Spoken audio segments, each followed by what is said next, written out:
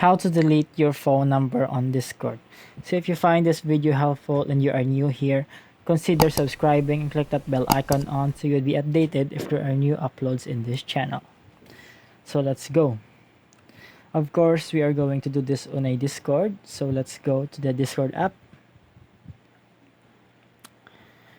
So once you open your app, you will see the servers that you are in. I am sorry because I have not updated my Discord. Okay, so let's get rid of this first. Okay, and then go to the three lines above. And then you will see your account in the bottom right corner. Click on that or tap on that. Once you tap on that, you need to find the account options right here.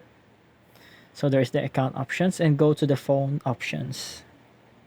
Tap on that. So once you have your phone here, you could see it and you would have a option that you can remove it. So since I haven't added my phone, I would not see it, but in your side you will see it. So I hope this video helps. Thank you for watching.